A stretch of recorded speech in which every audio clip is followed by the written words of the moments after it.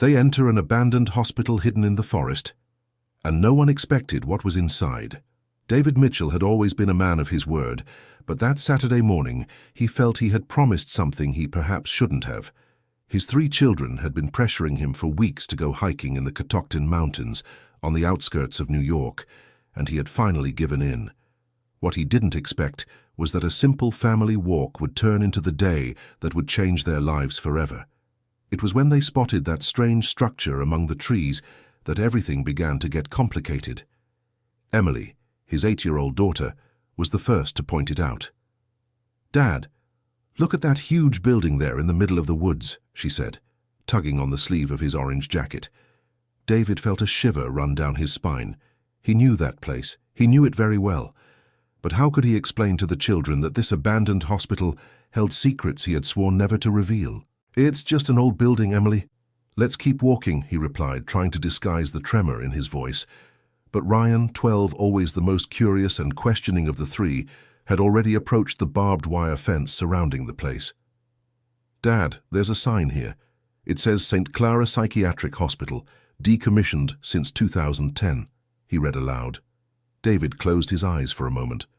St. Clara, the name he had been trying to forget for almost 9 years. Ethan, the oldest at 14, joined his brother. "What a creepy place. It looks like something out of a horror movie," he commented, observing the empty windows and moss-covered walls. Emily, always the most adventurous and stubborn, had already found a hole in the fence. "Guys, you can get in through here," she announced, starting to slip through the gap. "Emily, no!" shouted David, but it was too late. The girl was already on the other side, running toward the main building. In his hurry to catch up with her, he tripped on a protruding root and fell to his knees on the rocky ground. "Ow, Dad, I hurt my knee," she whimpered, tears welling in her eyes. David looked at his daughter's leg. There was a cut that was bleeding moderately. He would need to clean the wound, and the abandoned hospital, ironically, might still have some useful supplies inside. "Okay, let's go in just to see if there's something to clean this cut," he said, his voice revealing more concern than he intended. The 3 children walked beside him toward the main entrance. The glass doors were partially broken, allowing easy access to the interior. When they entered, David felt as if he were going back in time. The entrance hall still retained some original features. White and blue tiles covered the walls, though many were broken or fallen. The smell of dampness and abandonment hung in the air, mixed with something he couldn't quite identify. "Wow, what a weird place," whispered Ryan, his voice echoing through the empty corridors. Emily limped slightly, leaning on her father's arm. Her eyes shone with curiosity, despite the pain in her knee. "Dad, are you sure there are no ghosts here?" she asked, squeezing his hand tighter. "There are no ghosts, sweetheart. They're just stories," replied David, though he himself felt an inexplicable weight in his chest. Ethan, always the most observant, noticed something peculiar. "Dad, look. There's a wing over there that seems to be in better condition than the rest of the hospital." David followed his son's gaze. It was true. One section of the hospital seemed to have been preserved somehow. The windows still had glass, and the vegetation hadn't invaded it as much as the other areas. "Let's take a quick look over there. Maybe there's a first aid kit," he said, knowing he was lying to himself. He wasn't looking for medical supplies. He was being pulled by something much deeper. They walked down the main corridor, their footsteps echoing in the silence. The walls were covered in graffiti, and the room doors were open, revealing empty spaces with only a few pieces of debris scattered on the floor. It was when they reached the children's wing that everything changed. The area was surprisingly well preserved. Colorful drawings still decorated the walls, childlike figures of animals, trees, and happy families. In the center of the common area, there was a small table with a few old toys still scattered on it. Emily completely forgot about the pain in her knee and ran to the table. "Look at these toys. They look really old," she exclaimed, carefully picking up a cloth doll. Ryan approached one of the walls where there were more elaborate drawings. "These drawings are really cool. Look at this one of a family at the beach." David observed everything in silence. His hands trembled slightly. He recognized some of those drawings. He recognized the stroke, the style, the colors used. Ethan, rummaging through a pile of paper in the corner of the room, found something interesting. "Dad, there's a bunch of drawings here underneath. They look more recent than the ones on the wall." "Leave that there, Ethan. We shouldn't mess with things," said David, but his voice sounded more like a plea than an order. Emily had found something different. In a half-open drawer of a small piece of furniture, her fingers touched something cold and metallic. "What is this?" she murmured, pulling out the object. It was a thin necklace with a heart-shaped pendant. Engraved on the heart was a name, Elizabeth. Emily read it aloud. "Elizabeth? What a beautiful name. I wonder if it belonged to a patient who stayed here." David felt as if the floor had disappeared beneath his feet. His legs went weak, and he had to lean against the wall to keep from falling. The necklace was there. Elizabeth's necklace. The necklace she always wore. "Dad, are you okay? You've gone pale," asked Ryan, concerned.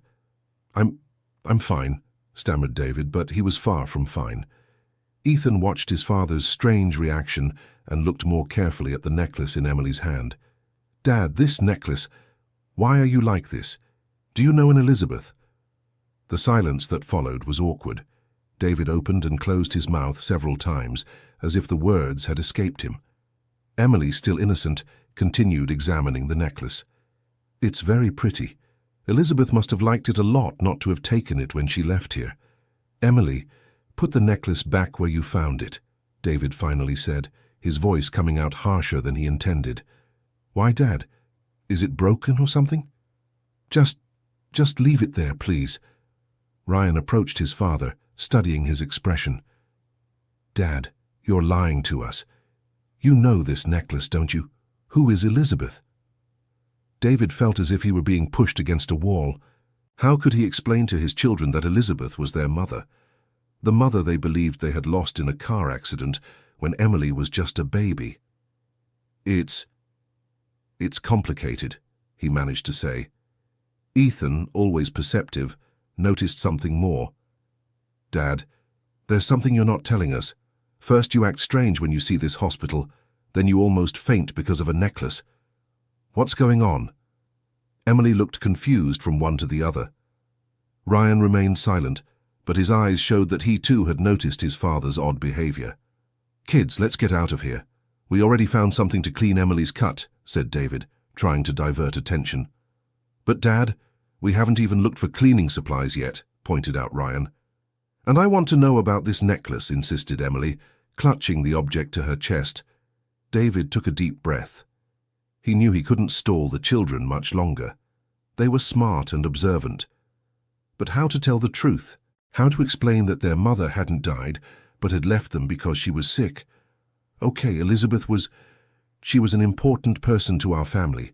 Very important," he finally said. "Important how?" asked Ethan.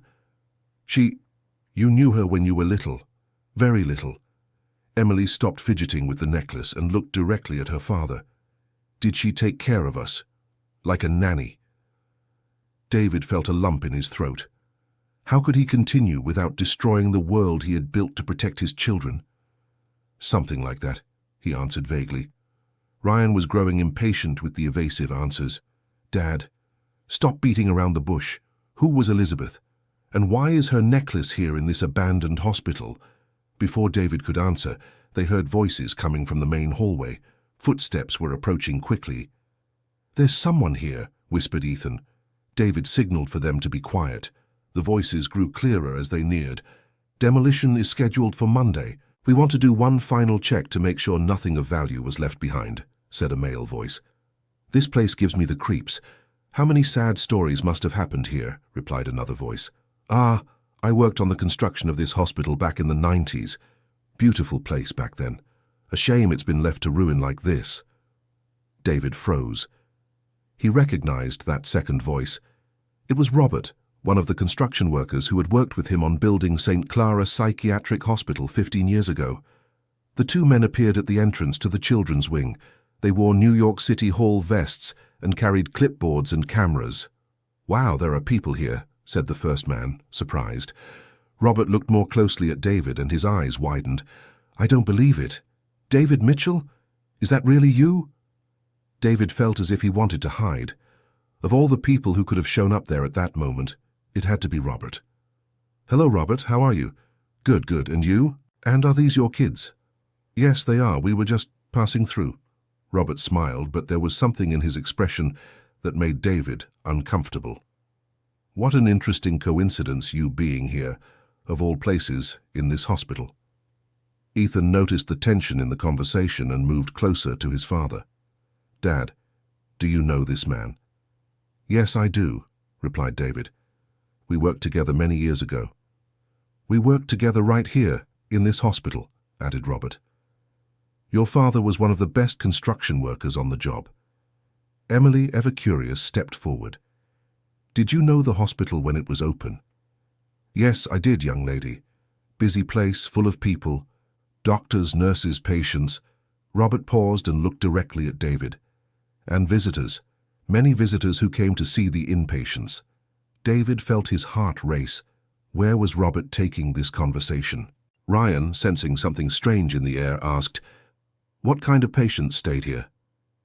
"It was a psychiatric hospital, son," answered the first man, who introduced himself as Michael. "People with mental health problems came here for treatment." "Some were inpatients for a long time," added Robert, not taking his eyes off David. "Years, sometimes." Emily remembered the necklace in her hands. "Sir, did you know a patient named Elizabeth?" The silence that followed was deadly. Robert looked from Emily to David, and his expression changed completely. "Elizabeth," he repeated slowly. "Elizabeth Mitchell." Ethan, Ryan, and Emily looked at their father in astonishment. Mitchell was their last name. "Dad," began Ethan. "Kids, let's go." "Now," said David, trying to take Emily by the arm. But Robert kept talking. "Elizabeth Mitchell was a very beautiful woman. Brown hair, sweet smile. She was an inpatient here for—" "How long was it again, David? 3 years? 4? The children were looking from their father to Robert as if watching a tennis match. "Robert, please," pleaded David. "What is this man?" "The children don't know about their mother." The bomb had exploded. Emily dropped the necklace on the floor with a metallic noise that echoed through the silence. "Mom," she whispered. Ryan and Ethan stood gaping. "Didn't our mother die in a car accident?" asked Ethan, his voice trembling. David felt as if he were crumbling inside. The castle of lies he had built to protect his children was collapsing before his eyes. I can explain." "Wait a minute," said Ryan, his voice growing louder. "Our mother was a patient here, in a psychiatric hospital." Emily began to cry. "Dad, did you lie to us? Is Mommy not dead?" Michael, the City Hall employee, realized he had witnessed something very private and nudged Robert. "I think we should continue our inspection and let this family talk in private," he said, pulling his colleague. But Robert seemed to have completely lost his sense of discretion. "David, you never told them. Elizabeth was a great mother before she got sick. I remember seeing you here during visits. The children were so little." "Robert, stop," shouted David. "Stop what? They have a right to know the truth about their own mother." Ethan was beginning to get angry. "Dad, what truth? What else have you hidden from us?" Emily ran to her father and hugged his leg, crying, "Is Mommy alive? Where is she? Why did she leave?" David bent down and picked up his daughter, trying to comfort her. "Emily, my love, the situation is very complicated." "Complicated how?" insisted Ryan. "You said our mother died when I was 5. I remember the funeral. I remember crying. Was it all a lie?" Robert, finally realizing the damage he had done, tried to soften things. "Look, kids, maybe I said too much." "No," shouted Ethan. "Now I want to know everything. Everything." David put Emily down and took a deep breath. There was no more running from the truth. "All right, you want to know the truth? I'll tell you the truth, but not here. Let's go home and talk calmly." "No," shouted Ryan and Ethan almost at the same time. "We want to know now," said Ethan. "Right here, in this place where our mother was." David looked at his children. 3 pairs of expectant, hurt, confused eyes. How to explain the inexplicable? "Your mother, she didn't die. She got sick. Very sick." "Sick how?" asked Ryan. She started having mental problems after Emily was born. Very severe depression, hallucinations, episodes of... David stopped. How to explain bipolar disorder and psychotic breaks to children? She would get very sad sometimes and very agitated other times. She couldn't take proper care of you. Emily stopped crying and looked at her father. Why did you say she died? Because I thought it would be easier for you to grow up believing that than knowing she had. Now that she had gone away. She abandoned us? Asked Ethan, his voice full of hurt. It wasn't like that. She was sick, Ethan. The illness made her think you'd be better off without her. Ryan was trying to process everything. And where is she now? Is she still in a hospital somewhere? David hesitated. Another difficult truth ahead. She's in another hospital, in another city. Can we visit her? Asked Emily, hopeful. David's silence was answer enough. Robert, who had remained quiet during the family conversation, approached again. David, can I speak with you privately? Michael had already left the children's wing, giving the family privacy. David looked at his children. Stay here. I'll be right back. Don't leave our sight, said Ethan, suspicious. David and Robert moved only a few meters away, but their whispers were audible in the acoustics of the place. David, you need to tell them the whole truth, said Robert. What truth? I already told you their mother is alive and hospitalized. You didn't say that Elizabeth refuses to see the children. You didn't say she asked you to never bring them to visit her again. Robert's words cut through David like knives. The children, who could hear fragments of the conversation, moved closer. Is he talking about Mommy? Whispered Emily to Ethan. Ethan signaled for them to be quiet and keep listening. Robert, that's none of your business, said David, but without much conviction. Of course it's my business. Elizabeth is my ex-wife's sister. She's my ex-sister-in-law. You think I don't know how she is? Another punch to the gut. Robert was Elizabeth's family. How had David forgotten that detail? I'll tell them when the time is right, said David. The right time? David, they already found out their mother didn't die. They already know she was hospitalized here. What more right time do you want? Ryan couldn't contain himself any longer and approached the two men. What are you talking about? Our mother doesn't want to see us. David turned quickly. Ryan, I asked you to stay over there. Stop trying to protect us, Dad. We're not babies anymore. Emily and Ethan joined their brother, forming a barrier of childish determination. We want to know everything about our mother. Now, said Ethan. Robert looked from David to the children. His expression visibly softened. Kids, you have a mother who loves you very much. But she is very sick in the head. The illness makes her think things that aren't true. What kind of things? Asked Emily. She thinks you're better off away from her, that she only brings problems to your lives. Ryan was starting to understand. Is that why she doesn't want to see us? Exactly. It's not because she doesn't love you. It's because her illness makes her believe it's better this way. Ethan, always direct, asked the question nobody wanted to hear. And isn't there any way to cure this illness? David finally found the courage to join the conversation. There is treatment, Ethan, but it's a long and difficult process, and sometimes people get better, sometimes they get worse. Emily started to cry again. So maybe Mummy will never want to see us again.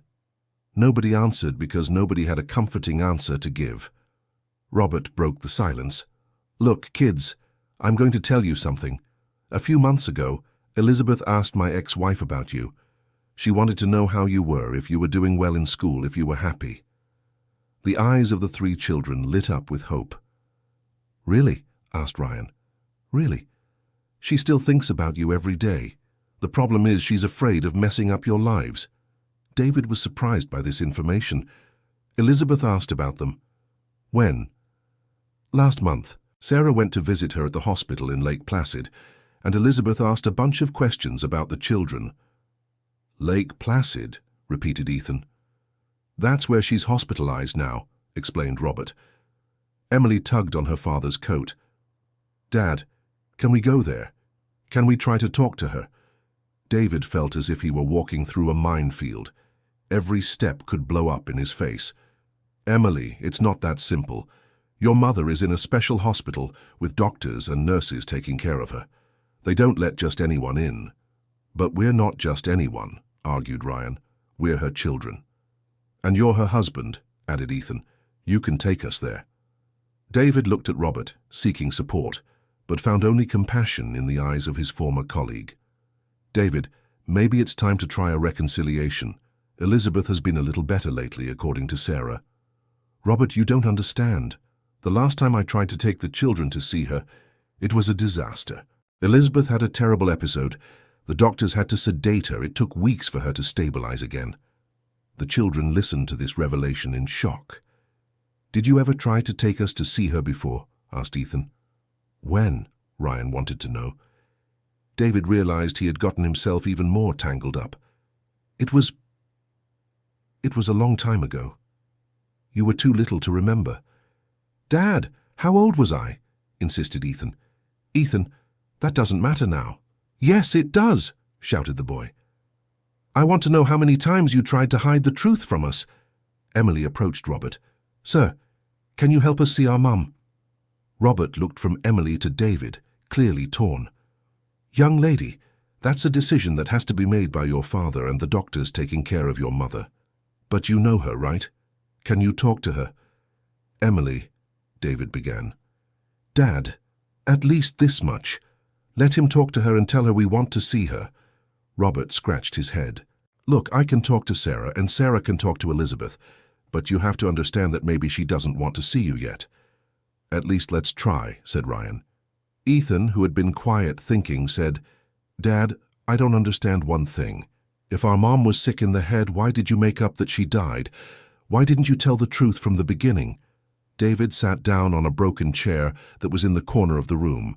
Suddenly, he looked very tired. "Ethan, you were very little. How do you explain to children who are 5, 3, and 1-year-old that their mother was admitted to a psychiatric hospital? How do you explain that she had tried to hurt herself because she thought she was a danger to you?" Emily's eyes widened. "Mommy tried to hurt herself." David realized he had said too much again. "Emily, forget what I said." "No, I want to understand. Why would Mommy hurt herself?" Robert crouched down to Emily's height. "Young lady, when someone gets very sick in the head, sometimes they think things that aren't true. Your mother thought you would be better off if she wasn't around. And when someone is very sad, sometimes they want to do bad things." "But is she better now?" asked Emily. "She is calmer, but she still needs special care."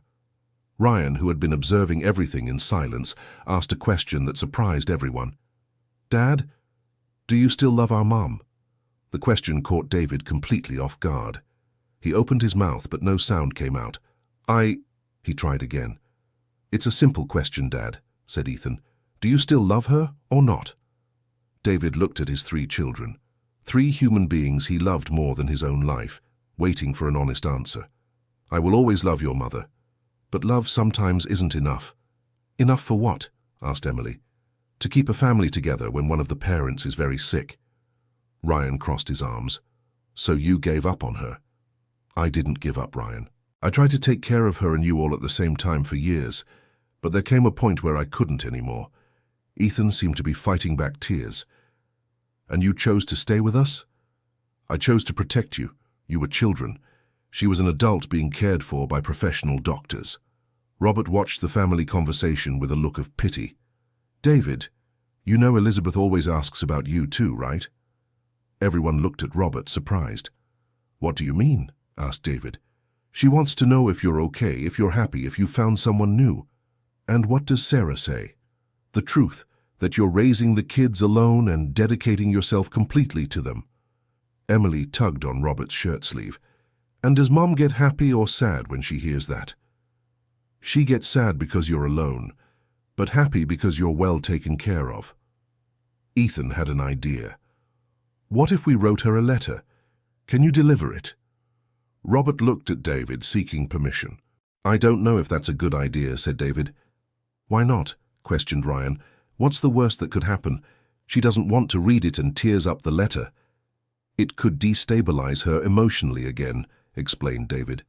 Dad, you can't protect everyone from everything, said Ethan with impressive maturity. Sometimes we have to take some risks. Emily approached her father. Dad, I really want to meet my mother, even if it's just once, even if she gets sad afterward. David looked at his daughter and felt his heart break. How could he deny her that? What if she doesn't want to meet us? Asked David. Then at least we tried, replied Ryan. Robert intervened in the conversation. David, Sarah told me that Elizabeth has been more stable lately. Maybe it's a good time to try to make contact. Are you sure about that? Sarah visits her every week.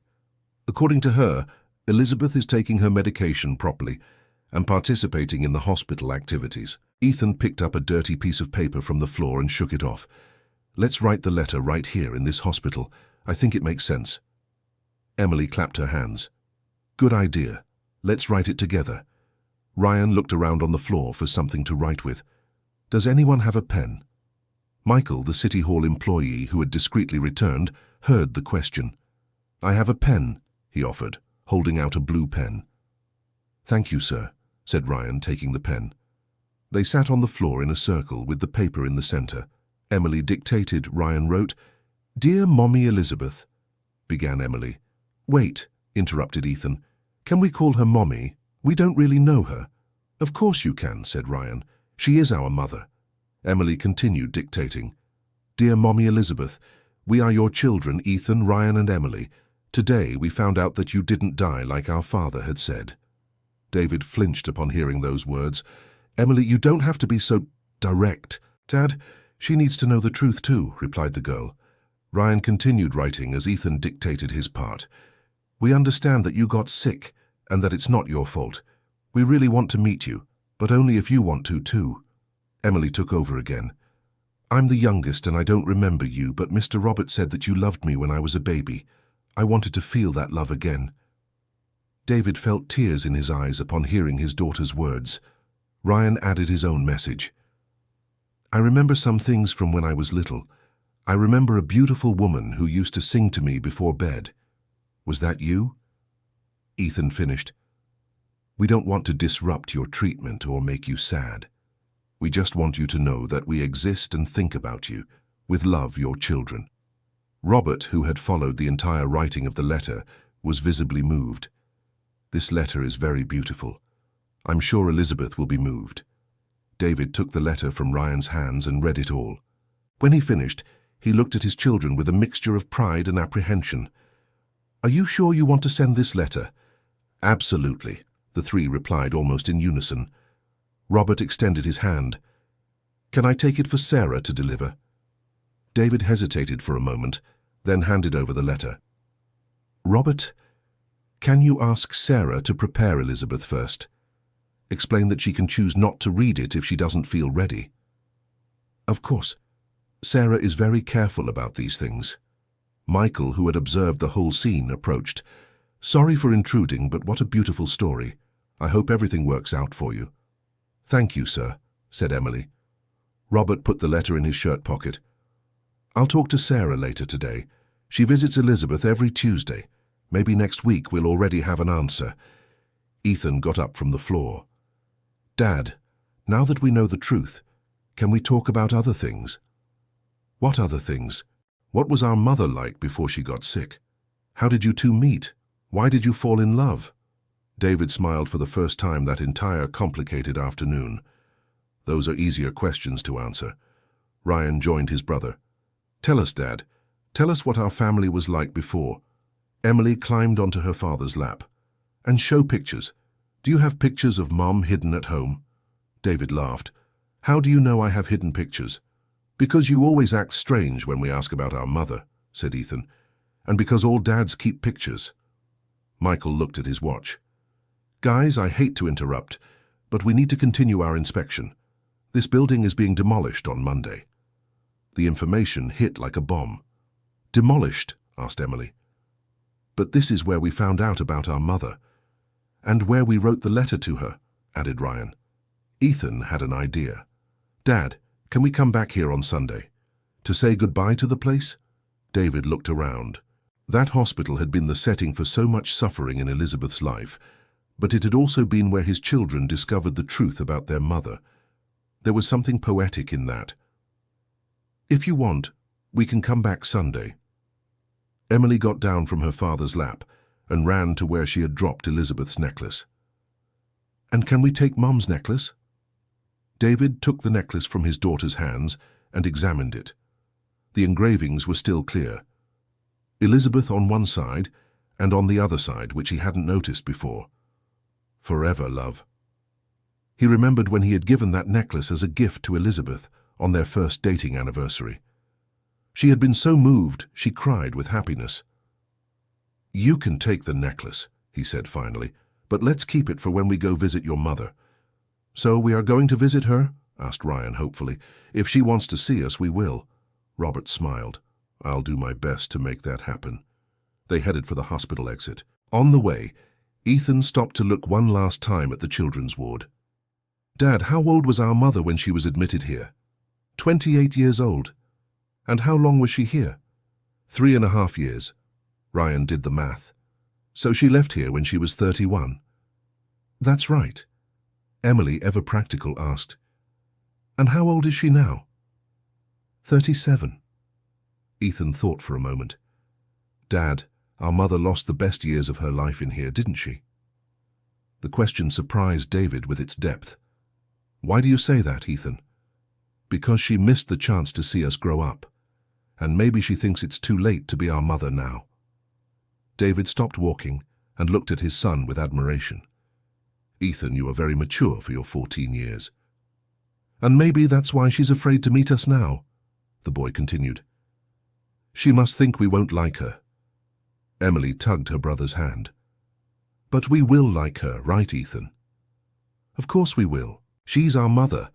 Robert, who was walking beside them, commented, "You know, Elizabeth always tells Sarah she's afraid you'll reject her." "Reject her how?" asked Ryan. "She thinks you might find her strange or be disgusted by her because of the mental illness." Emily stopped walking. "Disgusted? Why would we be disgusted by our own mother?" "Because many people don't understand mental illness, Emily. They think it's contagious or that the person is dangerous." Ethan crossed his arms.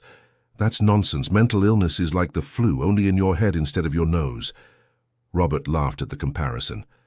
"That's an interesting way to explain it, Ethan." When they reached the hospital exit, they all stopped to look once more at the building that had changed their lives that afternoon. "Dad, do you regret that we came in here?" asked Ryan. David thought for a moment. "No, I think it was time for you to know the truth. I just wish I'd had the courage to tell you sooner." Emily clung to her father's arm. "Dad, you were brave. You took care of us alone all these years.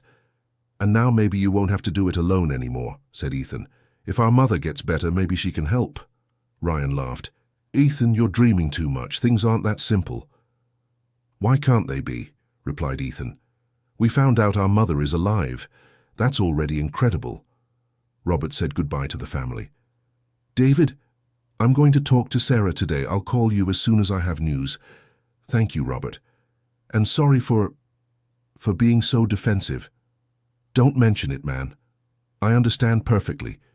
You were protecting your kids." Michael also said goodbye. "It was a pleasure meeting you all. I hope everything works out with your wife." "Ex-wife," David corrected automatically. Emily looked at her father. "Ex-wife? You got divorced?"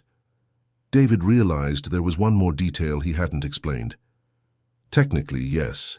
When your mother was admitted, some paperwork was necessary for me to have full legal custody of you." Ethan shook his head. "Dad, how many other surprises are you keeping?" "Hopefully none," replied David, but even he wasn't sure of that. On the way back to the car, Emily had a doubt. "Dad, if you're divorced but you still love our mother, can you get married again?" "Emily, there are a lot of ifs in that question." "What do you mean?"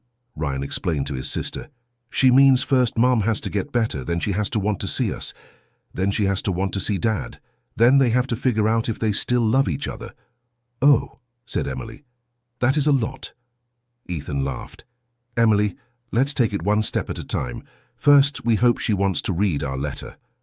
When they reached the car, everyone was physically and emotionally exhausted. The simple walk they had planned had turned into the most important conversation of their lives. "Dad, can we stop for a snack?" asked Ryan. "I'm hungry and I need to think about everything that happened." "Of course, where do you want to go?" "That restaurant that has those giant pastries," suggested Emily. "Good idea.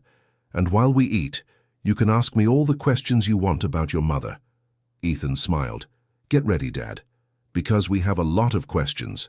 Dear listener, if you're enjoying the story, please take a moment to like and especially subscribe to the channel. It really helps us who are just starting out. Now continuing. During lunch at the restaurant, David told his children how he had met Elizabeth. They worked at the same construction company, she as an architect, he as a specialized mason. She had designed a project for a children's hospital, and he was in charge of supervising part of the construction. "She was the prettiest architect at the company," said David, smiling at the memory. "And the smartest, too." Emily took a bite of her pastry and asked, "And did she like you right away on the first day?" "Actually, no. She thought I was a bit rough." Ryan laughed. "And were you?" "A little. I didn't have much education back then, and she had a college degree. I felt intimidated." Ethan was curious about other details. "And how did you start dating?" "One day her car broke down after work. It was raining hard and I offered her a ride." "And then?" insisted Emily. "On the way to her house, we talked about the hospital construction. I found out she knew a lot about building. It wasn't just theory. She really knew her stuff." Ryan took a sip of his soda. "And when did you kiss for the first time?"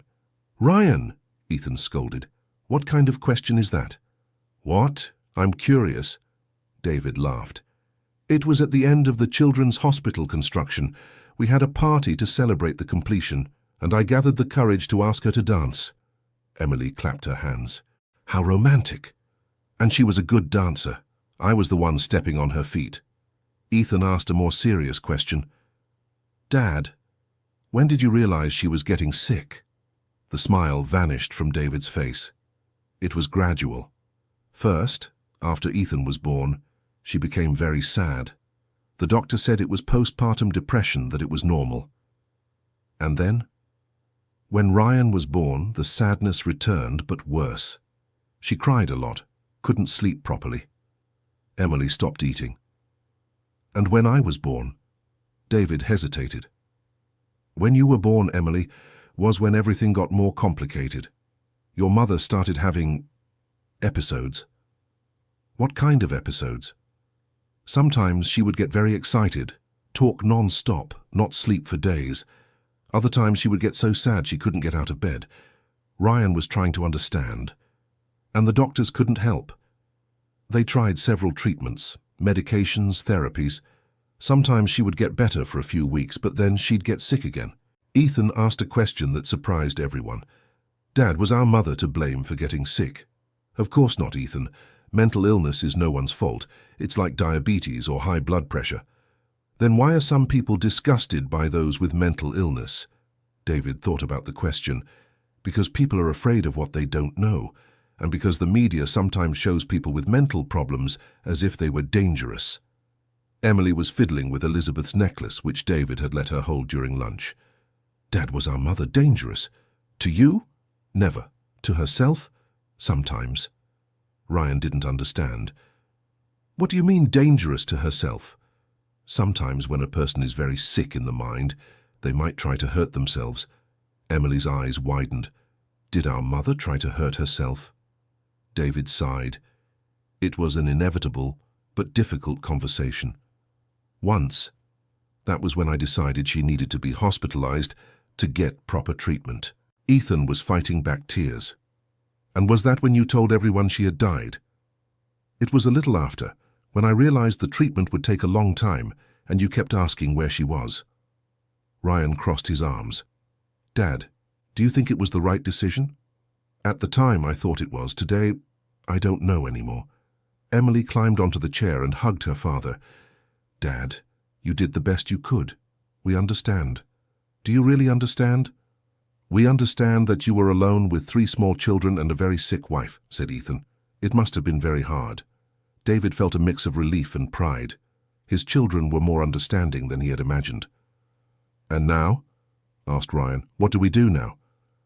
Now we wait for your mother's answer, and we hope that she wants to meet you.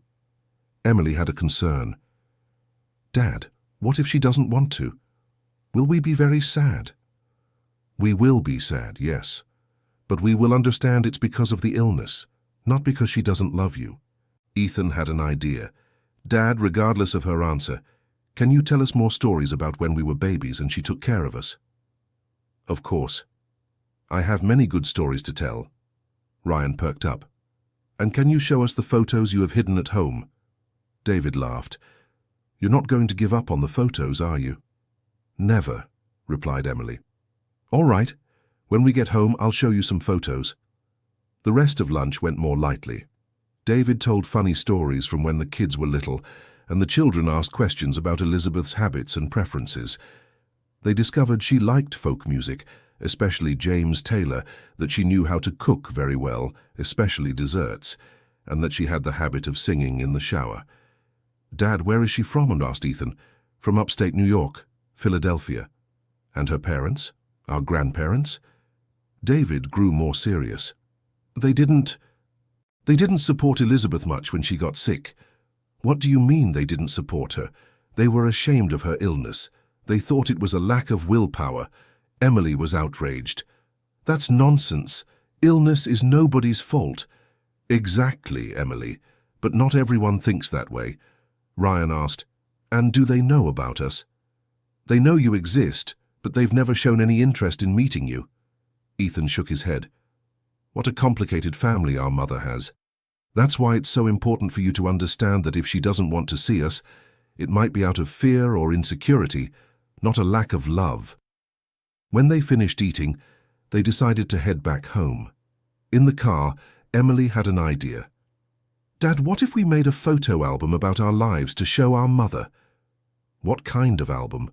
With pictures from school, our birthdays, our trips, so she can see how we've grown. Ryan loved the idea. And we can write explanations on the photos telling what was happening. Ethan joined his siblings' enthusiasm. And we can include drawings we made when we were little. David smiled. You want to do this regardless of whether she wants to see us or not? Yes, the three answered together. Then let's do it. It could be a nice project for us. At home, David kept his promise and brought a shoebox full of photographs. The kids spread out on the living room floor, examining each one with curiosity.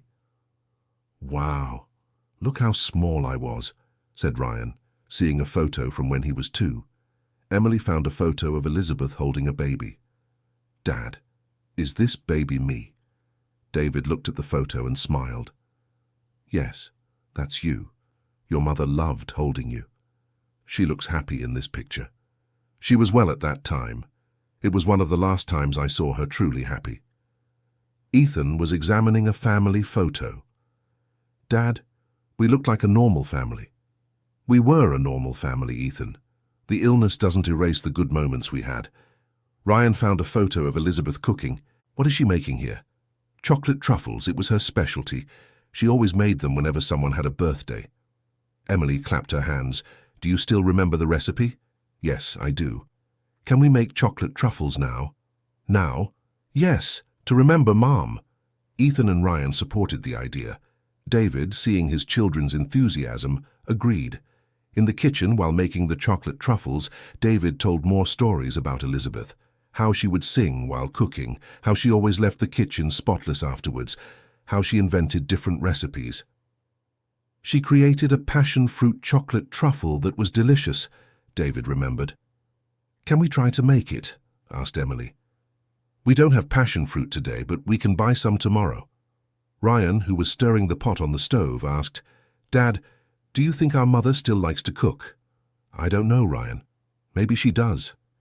Ethan had an idea. What if we include her chocolate truffle recipe in the letter to show we remember the good things? I think that's a great idea. Emily was licking the spoon. Does it taste like how she made it? Almost. Hers were a little bit sweeter. When the chocolate truffles were ready, they sat at the table to enjoy them. Each bite brought more questions about Elizabeth. Dad, does she like movies? Asked Ryan. She does, especially romantic comedies. And music. I already told you she likes folk music. James Taylor was her favorite. Emily stopped eating. James Taylor, I know him. You always listen to him in the car. Yeah. I started listening because of your mother and I ended up liking him too. Ethan connected the dots. That's why you always get a little sad when that song plays. What's it called again? Alone? That's the one. David sighed. That song reminds me a lot of her. Ryan got up from his chair. Dad, can you play that song now? I want to hear it. Are you sure? We are. David picked up his phone and played Alone by James Taylor.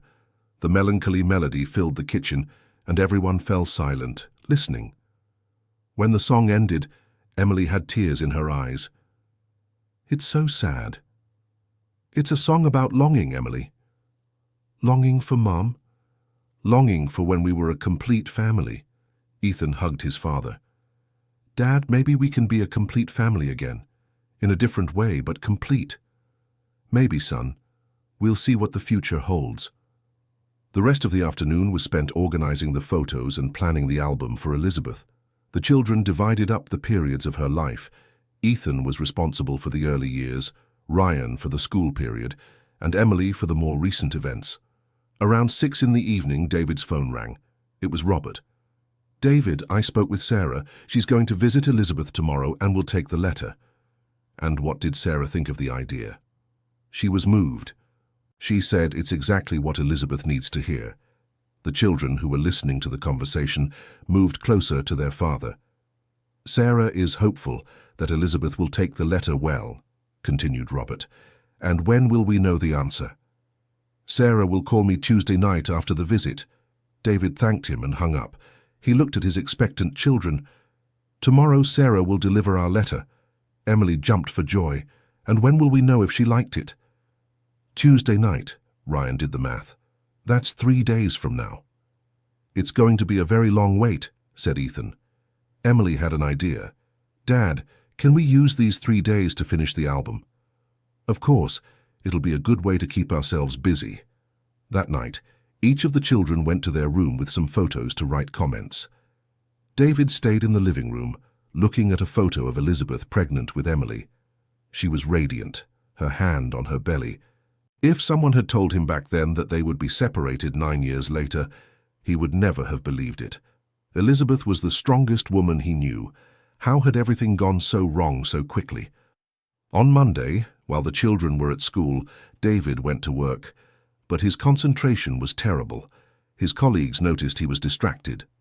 "Man, are you okay?" asked James, his construction partner. "I am.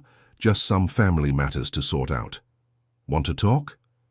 David thought for a moment. He had kept that secret for so long he had almost forgotten what it was like to share problems with other people. "James, can I tell you something? But it's confidential." "Of course. Go ahead." David told him about the abandoned hospital, the children's discovery, and the letter they were sending to Elizabeth. James listened to everything in silence, and when David finished, he let out a low whistle. "Man, what a complicated situation. But I think you did the right thing." "You think so?" "I do. Those kids had a right to know the truth about their mother. And what if Elizabeth doesn't want to see them? What if it makes her condition worse?"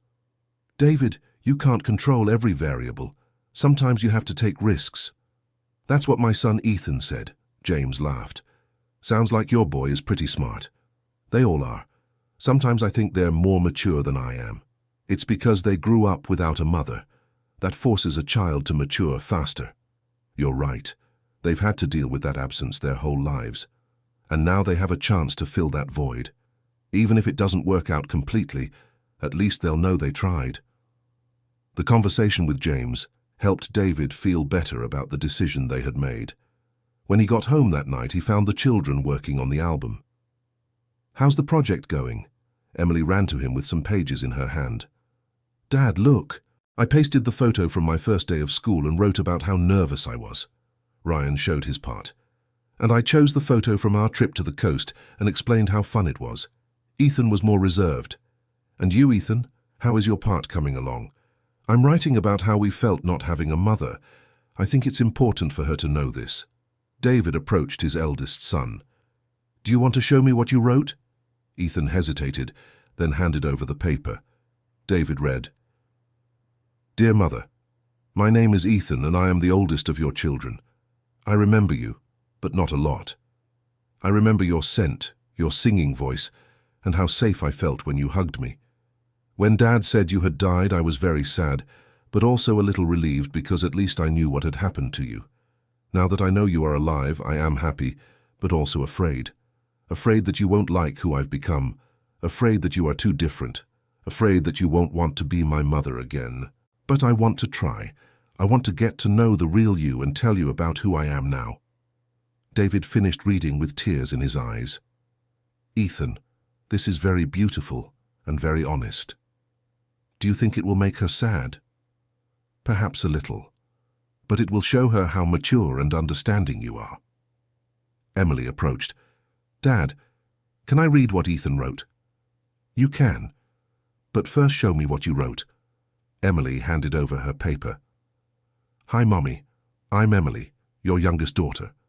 I don't remember you, but Dad says you loved me very much when I was a baby. I always wanted to have a mother, like my friends at school. Sometimes I pretended you were alive and living in our house. I would talk to you in my head and tell you about my day. Now that I know you are really alive, I want to tell you everything in person.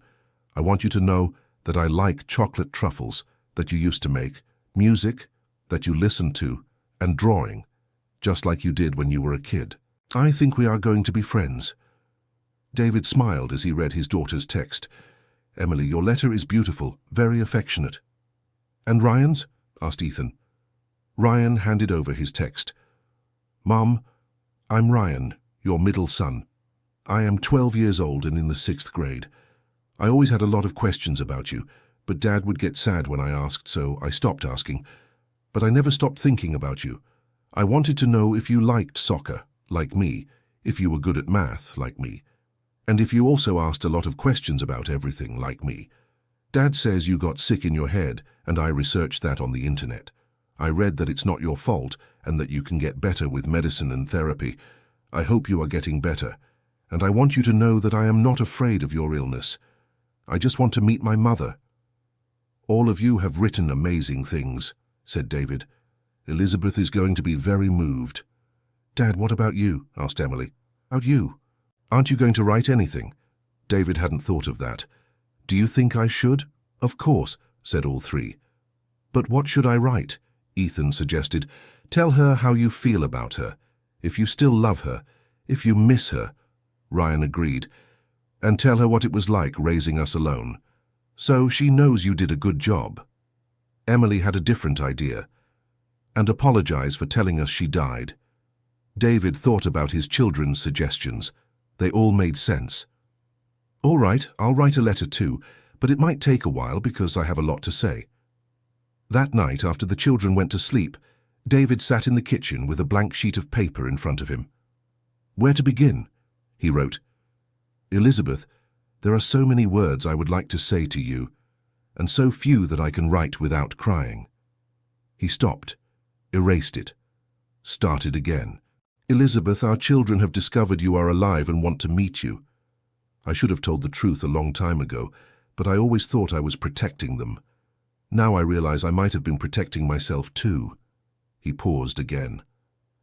How to summarize 9 years of pain, longing, guilt, and love in a few sentences. He continued writing. You must be wondering how they are, and I can proudly say they are 3 amazing people. Ethan is responsible and mature. He always took care of his younger siblings.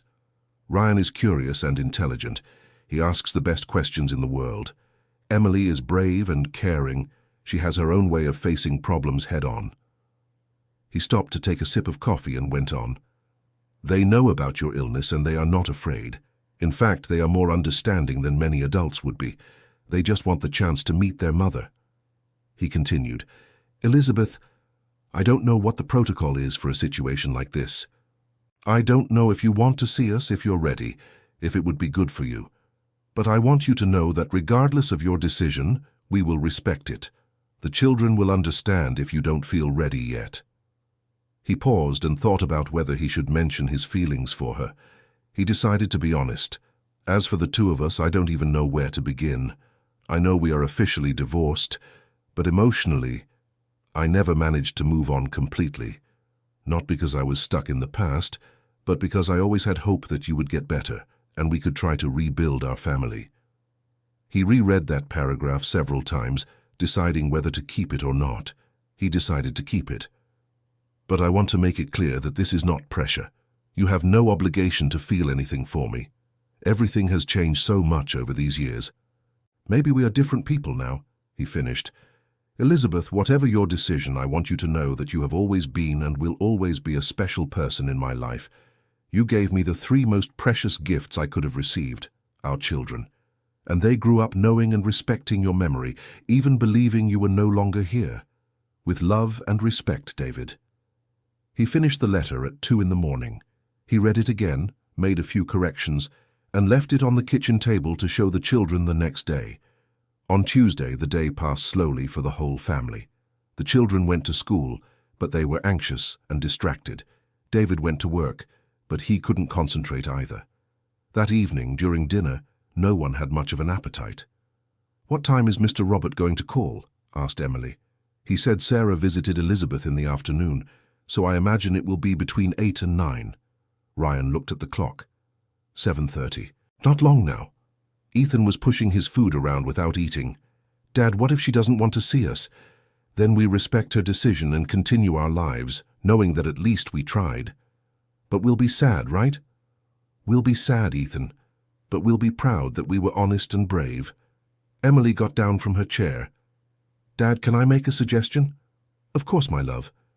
If she doesn't want to see us now, can we try again in a few months?"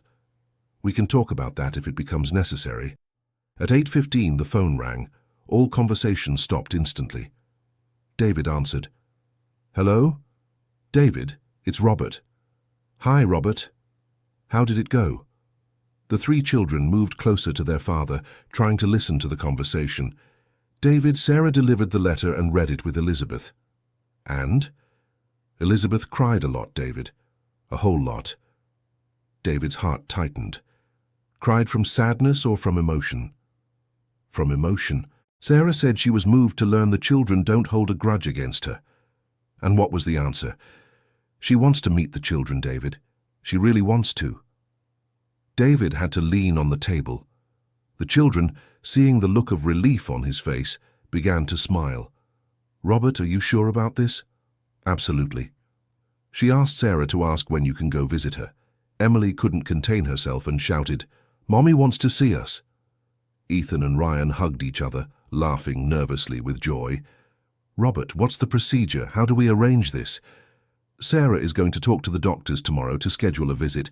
It will probably be on the weekend." "And can we bring the album?" asked Ryan, loud enough for Robert to hear. "Sarah said that Elizabeth was especially moved when she found out you made an album about your lives." Emily climbed onto a chair to get closer to the phone. "Mr. Robert, is Mommy pretty?" Robert laughed on the other end of the line. "Sarah says she's well, Emily. A bit thinner than before, but well." Ethan moved closer too. "And does she want to see our father too?" There was a pause. "Ethan, your mother wants to see you three first. Then, if she feels comfortable, she might want to see your father too." David understood perfectly. Elizabeth needed to take one step at a time. "Robert, how long will this first visit last?" "An hour, probably. It's the hospital's protocol for first family meetings." "And where will it be?" "At the hospital itself, in a special room for family visits." Ryan had a practical question. "Dad, where is Lake Placid? Is it far?" "About 2 hours' drive from here." Emily clapped her hands. "We can take a trip." "That's true," said Ethan. "It will be our first trip to meet our mother." Robert continued explaining the details. "David, Sarah will call you tomorrow with all the information. Time, address, documents you need to bring." "Perfect, Robert. Thank you so much." You and Sarah have done something very special for our family. Don't mention it, man. I hope everything goes well." After he hung up the phone, the family sat in silence for a few minutes, processing the news. "Dad," Ethan finally said, "is this real? Are we really going to meet our mother?" It's real, son. Emily ran to the room and came back with Elizabeth's necklace. Let's give this necklace back to her. Ryan had an idea. And we can bring chocolate truffles to show we made her recipe. Ethan laughed. Ryan, I don't know if you can bring food into the hospital. We can at least try, insisted Emily. David was feeling a mix of joy and nervousness. Kids, are you ready for this? Meeting your mother might be different from what you're imagining. Different how? Asked Ethan. She might be quieter than you expect, or more emotional, or she might be on medication that makes her a bit sleepy. Ryan crossed his arms. Dad, we already know she has mental problems. We don't expect her to be like our friends' mothers, Emily agreed. We just want to meet her however she is. Ethan was the most direct. Dad, you're more nervous than we are. David laughed. I think I really am. You all seem more prepared than me. Emily hugged her father. Dad, it's going to be okay. Mommy will like us. And we'll like her, added Ryan. Ethan looked at his father seriously. Dad, no matter how this meeting goes, thank you for letting us try. David hugged all three children at once. Thank you for being so brave. On Wednesday, Sarah called as promised.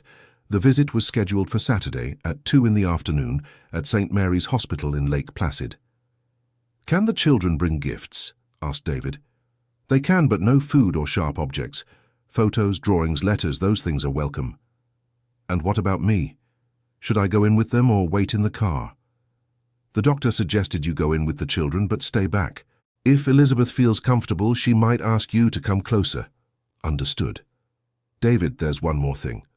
Elizabeth specifically asked that you not feel obligated to go if you don't want to. She doesn't want to force anything. You can tell her we really want to go. The kids are counting the days. When David told the kids about the phone call, they were ecstatic. Saturday, shouted Emily. Only 3 more days. Let's finish the album today, said Ryan. Ethan was planning logistics. Dad, if we leave at 9 in the morning, we'll get there by noon. We can have lunch in Lake Placid and then go to the hospital. Good idea. It can be a special day for us. Emily had a thought. Dad, do you think our mom will cry when she sees us? Probably, Emily. From emotion. And can we cry too? Of course you can. It's a very emotional moment for all of us. Ryan was anxious. Dad, what are we going to talk to her about? Let's let the conversation flow naturally. You can tell her about school, about your friends, about the things you like to do. Ethan had a concern. What if she doesn't remember us? She remembers, Ethan, especially you, since you were older when she got sick. What if she thinks we've changed too much? Of course you've changed, you've grown, but that's normal and natural. The next 3 days passed in preparations. The children finished the album, chose special clothes for the visit, and made a list of things they wanted to tell Elizabeth. Emily decided to bring a new drawing she had made of the family reunited. Ryan chose an essay he had written at school about my family. Ethan decided to bring a recent photo of each of them to leave with Elizabeth. On Friday night, David was checking if they had all the necessary documents when Ethan approached. Dad, can I ask a personal question? Of course, son. How do you feel about seeing our mum again? David stopped shuffling the papers. It's complicated, Ethan. I'm happy, nervous, anxious, hopeful and scared all at the same time. Happy why? Because you're going to meet your mother and she's going to meet you. Nervous why? Because I don't know how it will be. I don't know how she is, how she'll react. Scared of what? David thought about the question. Scared that she'll realize you grew up without her and become very sad. Scared that you'll be disappointed if she's not how you imagined. Ethan sat down next to his father. Dad, no matter how she is, she's our mom. We'll love her however she is. What about you, Ethan? How do you feel? I'm afraid she won't like me. Why wouldn't she like you? I don't know. Maybe she'll think I should be different, more like her or smarter or... David interrupted his son.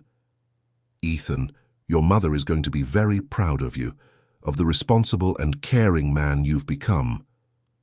You really think so? I'm sure. Ryan and Emily joined the conversation in the living room. Dad, can we all sleep together tonight? Asked Emily. Like a slumber party before the special day? Great idea, said David. They set up mattresses in the living room and talked late into the night about what they hoped for the next day. "I'm going to ask what her favorite song is," said Emily. "I want to know if she likes math," said Ryan. "I just want to hug her," said Ethan. David looked at his 3 children lying around him and felt a mix of gratitude and apprehension. No matter what happened the next day, they had gotten there together. Dear listener, if you're enjoying the story, please take a moment to like and especially subscribe to the channel.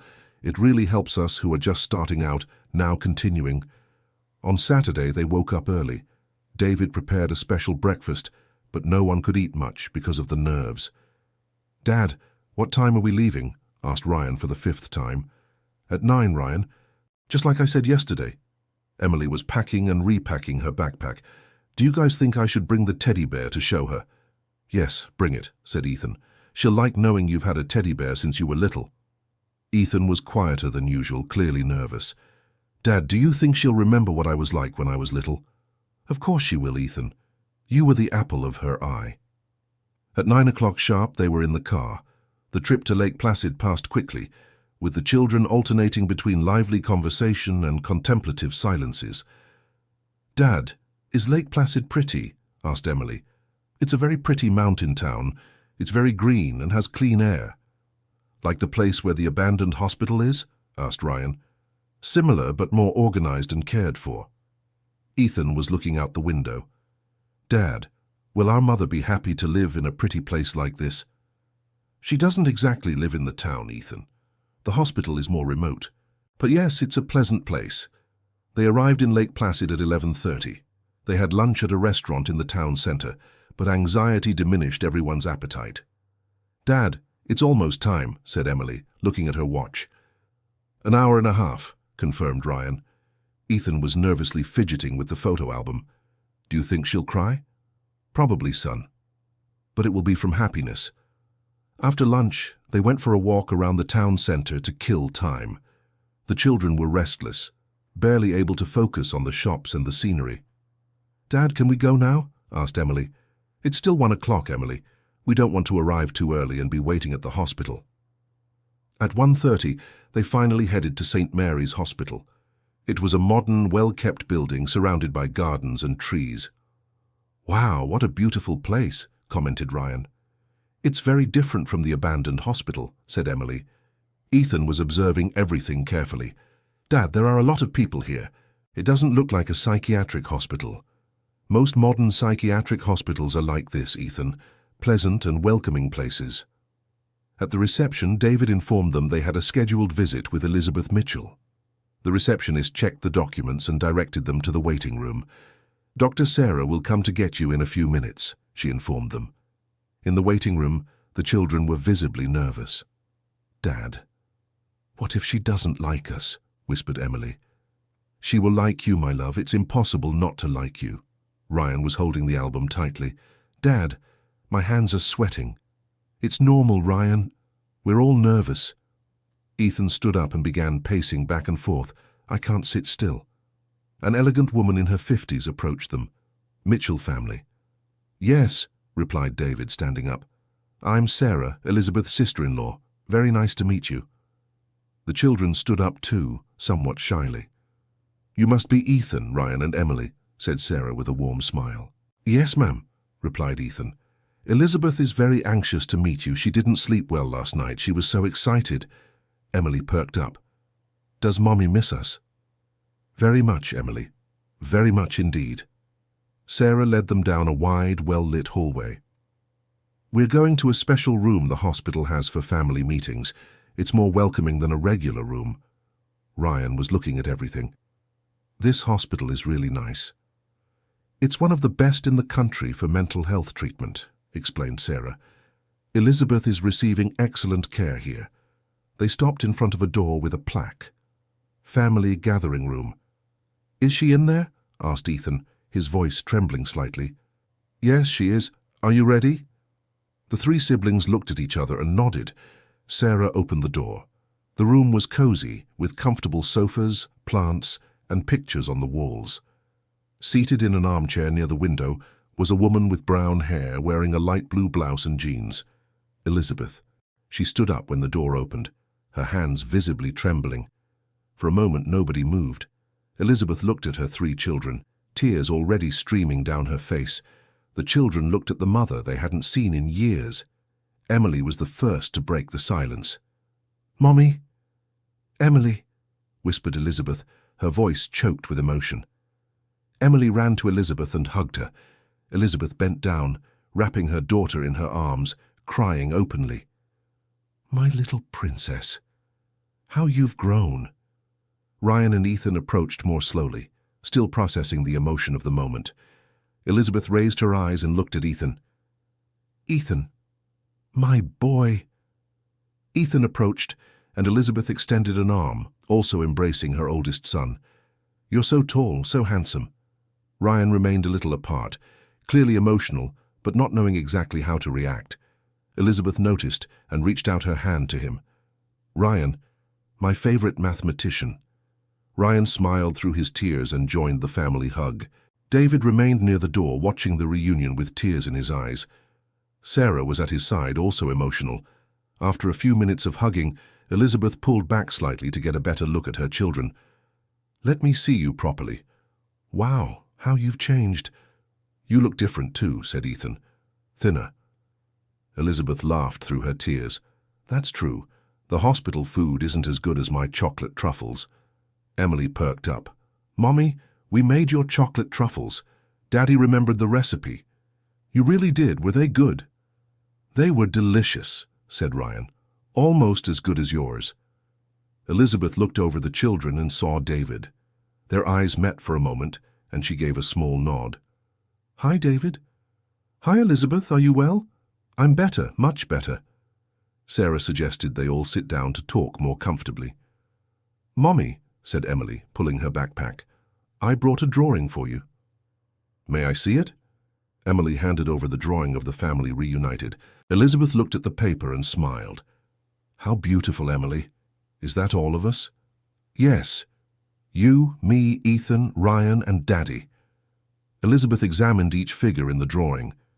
"You drew me with long hair. Would you like me to grow it out?" "I would. I think you'll be even prettier." Ryan approached with the album. "Mummy, we made an album with pictures of us so you could see how we grew up." Elizabeth took the album carefully, as if it were a treasure. "You did this for me?" "We all did it together," explained Ethan. "Each of us wrote about a time in our life." Elizabeth opened the album to the first page and found a picture of Ethan at 5 years old, his first day of school. "Ethan, you were so nervous that day. I remember you cried because you didn't want to go to school." Ethan smiled. "You remember?" "I remember a lot of things, my son. I remember how you were, what you liked, the games you played."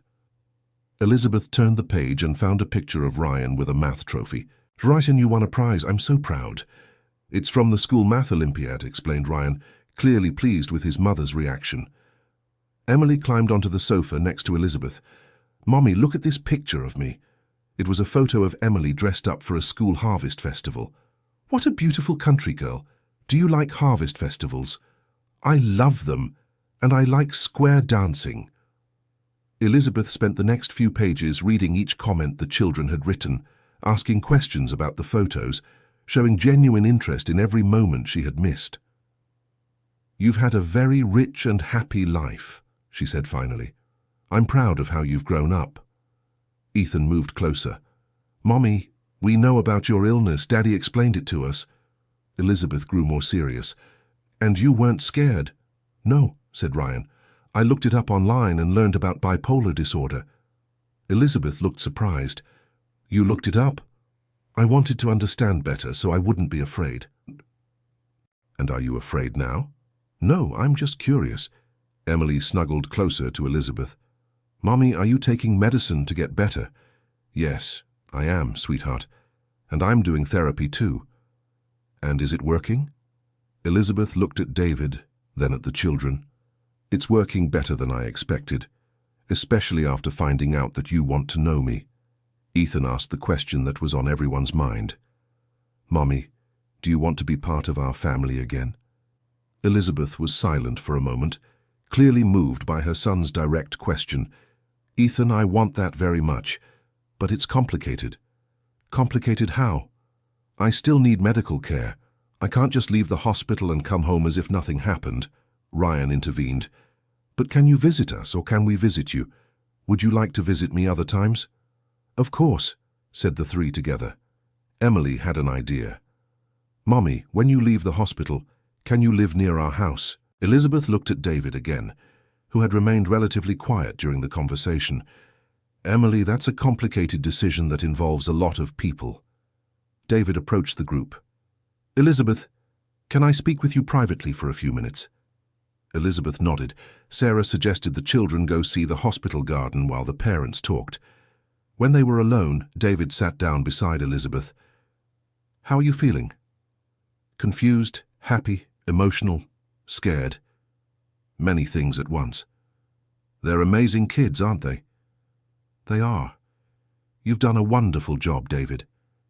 We did, Elizabeth, at least in the first years. Elizabeth looked at her hands. David, I know I have no right to ask this, but can you forgive me? Forgive what, Elizabeth? For abandoning you, for choosing the illness over the family. David took her hands. Elizabeth, you didn't choose anything. You got sick, and now you're getting better.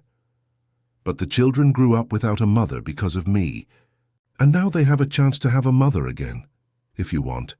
Elizabeth looked through the window where the children were playing in the garden with Sarah. They're so normal. I was afraid they'd be resentful, angry. They love you, Elizabeth, they always have. And you, David, do you still feel anything for me? David took a deep breath. Elizabeth, I never stopped loving you, but I don't know if we're still the same people we were 9 years ago. We probably aren't. But maybe we can find out who we are now and see if these new people can build something together. Elizabeth smiled for the first time since the private conversation began. You were always patient with me. And you were always brave, even when the illness made you feel cowardly. Sarah knocked on the door and entered with the children. Sorry to interrupt, but the visiting time is almost over. The children ran back to Elizabeth. Already? Asked Emily, disappointed. The first visit can't be too long, explained Sarah, but we can already schedule the next one. Ryan perked up. Can the next one be longer? Yes, it can, replied Elizabeth. If you want to come back. Of course we do, said Ethan. Emily hugged Elizabeth again. Mummy, did you like us? Elizabeth laughed, hugging her daughter. Emily, I loved you, much more than I expected to. And we love you too, said Ryan. Ethan came closer for one last hug. Mummy, next time can you tell us more about yourself? About what your life was like when you were a kid? Of course, Ethan, and you can tell me more about your lives too. David approached the group. Kids, let's let your mother rest. It's been an emotional day for her too. Can I keep the necklace? Asked Emily, showing the necklace they had found in the abandoned hospital. Elizabeth touched the necklace on Emily's neck. You found my necklace? Where? In the abandoned hospital where you used to stay before. Elizabeth looked at David, surprised. You went to St. Clara. That's where they found out about you, explained David. It's a long story. Keep the necklace, Emily. It belongs to you now. But it was yours. And now, it's my gift to you. Emily smiled and hugged Elizabeth once more. Sarah walked the family to the hospital exit. On the way, Elizabeth asked, When can we meet again? How about next Saturday? Suggested David. Perfect. And this time it can be for 2 hours. On the drive back to New York, the children couldn't stop talking about the visit. She's exactly how I imagined, said Emily. She's more affectionate than I expected, said Ryan. Ethan was more thoughtful. Dad, do you think she'll ever be able to leave the hospital? I think so, Ethan. But it will be gradual. First longer visits, then maybe a few days out of the hospital, then who knows, living close to us. And what about you two? Asked Ryan. Are you going to date again? David laughed. Ryan, let's take it slow. First she needs to fully recover. Then we'll see how we feel about each other. Emily was playing with the necklace. Dad, it was the best day of my life. Mine too, said Ryan. Ethan agreed. Now our family is almost complete again. Almost? Asked David. We just need her to come home. That might take a while, son. That's okay. We've learned to be patient. During the following weeks, they established a routine of weekly visits. With each meeting, Elizabeth was more comfortable and the children more at ease. On the third visit, Elizabeth talked about her childhood in Philadelphia. On the fourth, the children brought homework to do with her. On the fifth, Elizabeth had asked the doctors if she could leave the hospital for a few hours to have lunch with the family at a restaurant in town. "Would you like that?" she asked. "Of course," all three children replied. It was an emotional lunch. Elizabeth was visibly nervous about being outside the hospital after so long, but the children made her feel safe. "Mom, do you want to go to the mall after?" asked Emily. "I think for today, that's already a lot of new things for me, Princess. But maybe next time." Ethan noticed Elizabeth was a bit tense. "Mom, are you okay?" "I'm a little nervous. It's been a long time since I left the hospital." Ryan took her hand. "You don't need to be nervous. We're here with you." "You make me feel brave," said Elizabeth, smiling. David, who had been watching everything carefully, came closer. "Elizabeth, you're doing really well.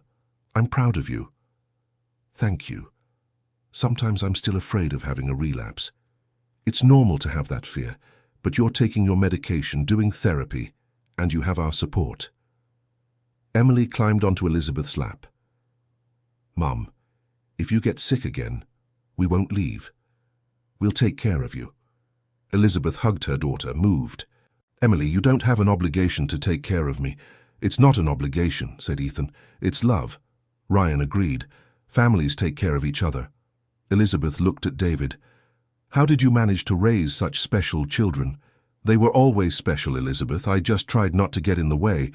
On the way back to the hospital, Elizabeth asked a question that surprised everyone. "Do you think I could spend a weekend with you in New York?" The children were thrilled, but David was more cautious. "Elizabeth, do you feel ready for that?" "I think so. The doctors said if I feel safe, I can try." "And do you feel safe?" Elizabeth looked at the children, and then at him. "With you, yes." Emily clapped her hands. "Mommy is going to sleep at our house." "Easy, Emily," said David. "First, we need to talk to the doctors and organize everything properly." Ethan had an idea. "Mom, you can sleep in my room. I'll sleep in the living room." "No, Ethan. If I come, I'll sleep in the living room. I don't want to disrupt anyone's routine." Ryan suggested, "Or you could sleep in Dad's room and he sleeps in the living room." There was an awkward silence. Elizabeth and David looked at each other, both blushing slightly. "Ryan, that's complicated," said David. "Why is it complicated?" asked Emily innocently. "Because your mother and I aren't married anymore, remember." "But you could get back together," insisted Emily. Elizabeth laughed. "Emily, these things are more complicated for adults than for children." "Why is everything complicated for adults?" "Because adults think too much," replied Ethan, surprising everyone with his maturity. When they got back to the hospital, Elizabeth said goodbye to the children with the promise to talk to the doctors about the possibility of the weekend in New York. "If they allow it, it would be next weekend," she said. "And if they don't allow it?" asked Ryan. "Then we wait a little longer. There's no hurry." Emily hugged Elizabeth. "Mom, even if they don't allow it, we'll keep coming to visit you." "I know, sweetheart, and that is already wonderful for me." On the way back to New York, the children spent the whole trip planning what they would do if Elizabeth came for the weekend. "We can make chocolate truffles together," suggested Emily. "And watch a movie," said Ryan. "And talk about lots of things," added Ethan. David was driving in silence, lost in thought. The possibility of Elizabeth spending a weekend at home brought up questions he had avoided thinking about. "Dad, are you okay?" asked Ethan, noticing the silence. "Yes, son. Just thinking about some things." "Thinking about what?" "About how to organize everything if your mother comes to spend the weekend with us." Emily got excited. "It'll be easy, Dad. We'll clean the whole house really nice, make good food, and just hang out talking." "Is it that simple for you, Emily?" "Of course. Why would it be difficult?" Ryan interjected. Emily, it might be a little strange for Dad and Mum at first. They haven't lived together for a long time. Ethan, always observant, made a perceptive comment. Dad, you still like Mom, right? Of course I like her, Ethan. That's not what he wants to know, said Ryan. He wants to know if you still love her like a boyfriend loves a girlfriend. David sighed. That's a hard question to answer, boys. Why is it hard? Insisted Emily. Because love doesn't disappear, but people change. Your mother and I are different people than we were 9 years ago. Ethan thought about the answer. But can't different people fall in love too? David smiled. You are all very smart. Yes, they can.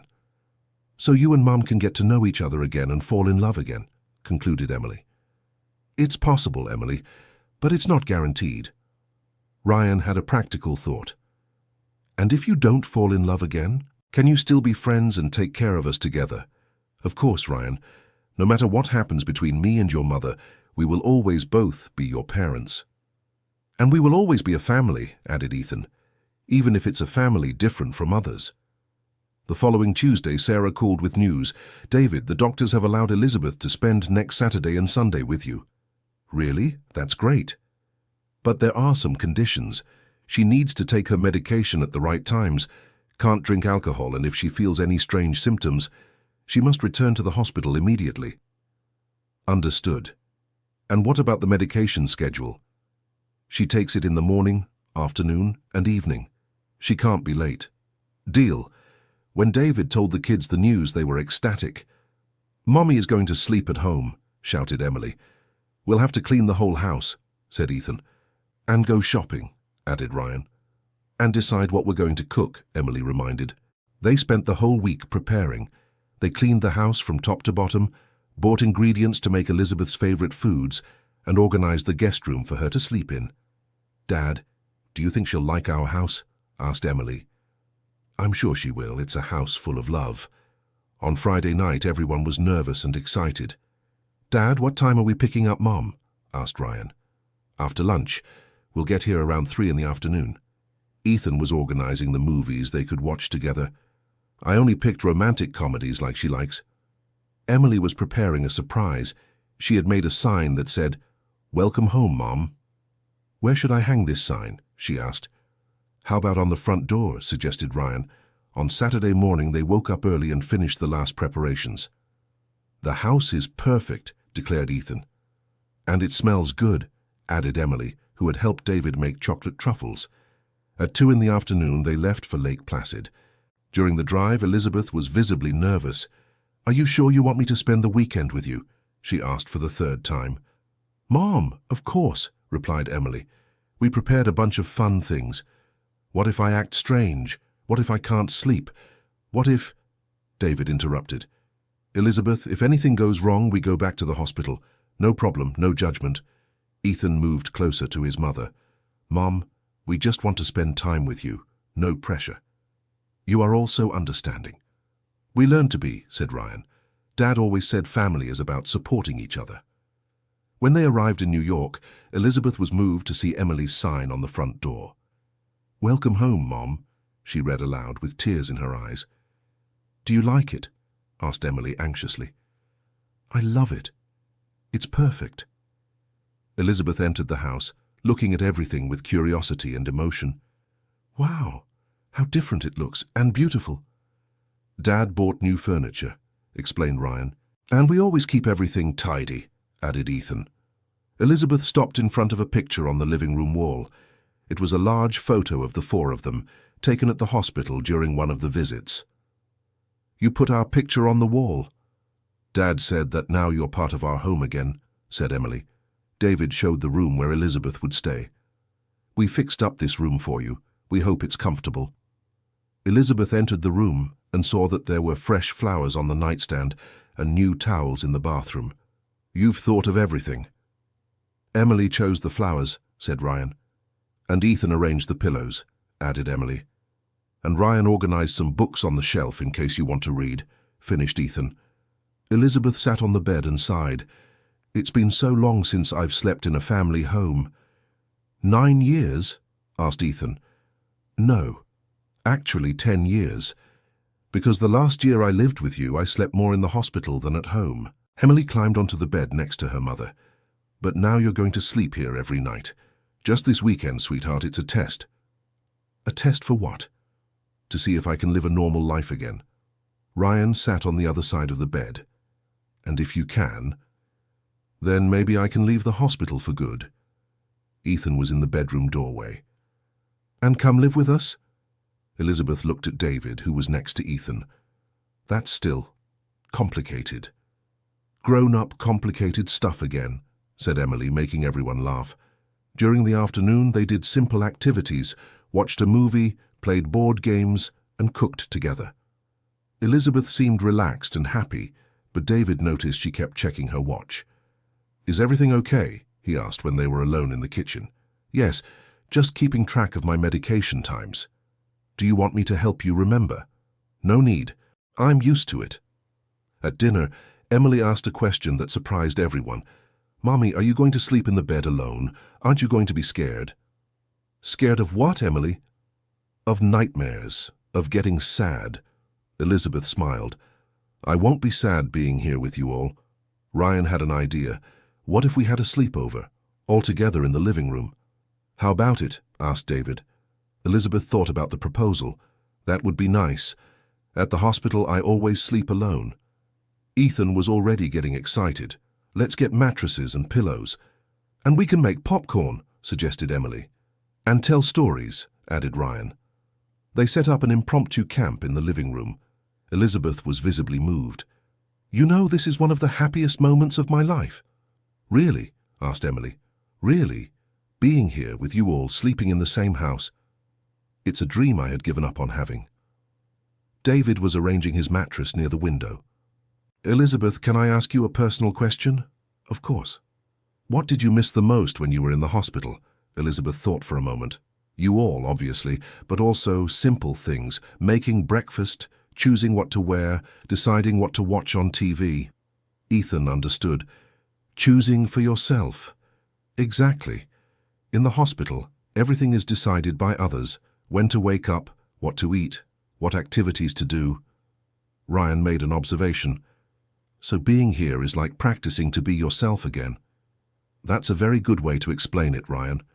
Emily snuggled next to Elizabeth. "Mummy, do you like being yourself?" "I do now, Emily. I didn't always like it." "Because of the illness?"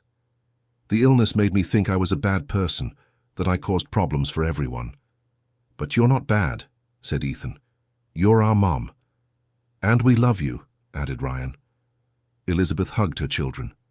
"You help me remember who I really am." They spent part of the night talking in the dark. Elizabeth told stories from when she was a child. The children talked about school and friends, and David shared memories from their early years of marriage. "Dad, tell that story about when you asked Mommy to marry you," requested Emily. "Ah, that story," said David, laughing. "I want to hear it," said Elizabeth. "Don't you remember?"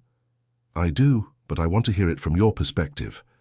David told how he had planned a romantic proposal at the restaurant, where they'd had their first date, but how he got so nervous that he asked Elizabeth to marry him in the supermarket parking lot.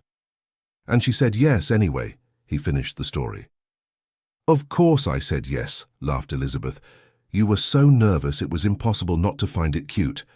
"Cute?" asked Ethan. "Very cute. He stuttered so much he could barely get the question out." The children laughed, imagining their father stuttering. "Mommy, are you going to get married again?" Emily asked directly. There was a silence in the room. "Emily," David began. "It's a legitimate question," said Elizabeth, "and an honest one." "So what's the answer?" insisted Ryan. Elizabeth and David looked at each other in the dark. "We don't know yet," Elizabeth answered. "We're figuring out what it's like to be together again." "And what's it like?" asked Ethan. "Natural," said David. "More natural than I expected." "For me too," agreed Elizabeth. "It's like we haven't lost the practice of being a family." Emily yawned. "So maybe you will get married again." "Maybe, Princess, we'll see." One by one they fell asleep. Elizabeth was the last to drift off, watching the family she had found again. On Sunday morning, they all woke up together. Elizabeth helped prepare breakfast, and the scene was one of complete domestic normalcy. "Mom, do you know how to make pancakes?" asked Emily. Yes, I do. Would you like me to make some? Yes. While Elizabeth made pancakes, the children talked about their dreams from the previous night. Ryan had dreamed they were a family living in a big house in the country. Ethan had dreamed that Elizabeth was teaching him how to drive. Emily had dreamed they were throwing a birthday party for Elizabeth. And you, Mum? What did you dream about? Asked Emily. I dreamed that you were all little again and I was taking care of you, but in the dream, I didn't get sick. Was it a good dream? Asked Ethan. It was the best dream I've had in years. Ryan was thoughtful. Mum, do you miss when we were little? I do, especially because I missed many important things. First days of school, birthdays, graduations. Emily moved closer to her mother. But you won't miss any more. We're still going to have many birthdays together. I hope so, my love. After breakfast, they decided to go to the park near their home. It was the first time Elizabeth had gone out with the family in New York since leaving the hospital. Are you feeling okay? Asked David as they walked. I am. A little anxious, but okay. The children ran ahead exploring the park. Elizabeth and David walked side by side, watching their children play. They really are special, said Elizabeth. They're resilient. They've been through a lot, but they haven't lost the ability to love and trust. It's because of how you raised them. We raised them, Elizabeth, at least in the early years. Elizabeth stopped walking. David, I need to thank you. Thank me for what? For protecting them when I couldn't, for giving them a stable life, for keeping good memories of me. Elizabeth, and I need to apologize to you. Why? For leaving you to carry the weight of raising 3 children alone, for giving up when you needed support the most. David took her hands. You didn't give up by choice, you were sick. Even so, you were left alone with all the responsibility. And now I don't have to be alone anymore, if you want. Elizabeth looked into his eyes. Would you like me to come back home? For real? I would, but only if you feel ready. And us? What would we be like? David thought about the question. We can figure it out together. No pressure, no rush. Like a couple dating to see if they're compatible. Exactly, Elizabeth smiled. It's been a long time since I dated anyone. Me neither. We'll be on equal footing. The children ran back to them. Dad, Mum, come see something cool we found, called Ryan. It was a small pond with ducks. The children were delighted, throwing breadcrumbs that Elizabeth had brought in her bag. Mom, do you like ducks? Asked Emily. I do. They're peaceful animals. Like you, said Ethan. Elizabeth laughed. I wasn't always peaceful, Ethan. The illness sometimes made me agitated. But you're better now, stated Ryan, much better. And you helped me get even better.